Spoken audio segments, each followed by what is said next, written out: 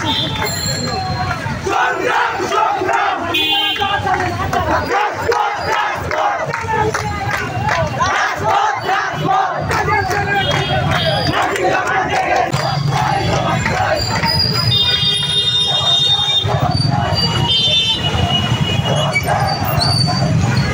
And midwifery and diploma in midwifery degree সম্মান করার লাগি শান্তিপূর্ণ আন্দোলন করছিলাম। তো 21 তারিখ আমরা 48 ঘন্টার আলটিমেটাম দেওয়ার পরেও মানে এটা রেজাল্ট ভালোভাবে আইছে না।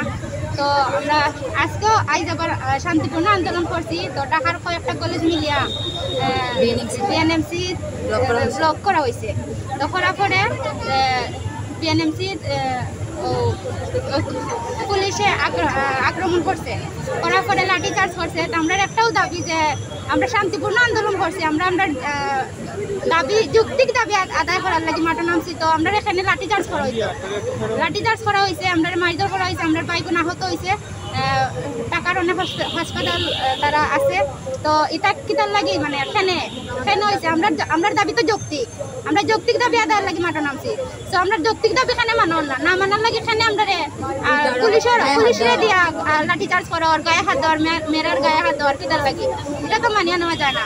এর লাগে আমরা সিলেট থেকে আমরা 21 তারিখ আমরা যে আমাদের একটা দাবি আছে diploma in nursing science and midwifery এবং ডিপ্লোমা ইন মিডওয়াইফারি কোর্সকে ডিগ্রি সম্মান করার দাবিতে আমরা রাস্তায় সবাই একত্রিত হই সিলেটের সব নার্সিং কলেজ। তো আমাদের দাবি ইয়েতে আমরা জেলা প্রশাসকের কার্যালয়ে আমরা স্মারকলিপি হিসাবে পেশ করি। তো এই জায়গা থেকে আমরা ঢাকায় পেশ করা হয়। তো আমাদের কোনো 48 ঘন্টার আলটিমেটাম দেওয়া হয়, তো আমরা কোনো রিপ্লাই পাই নাই।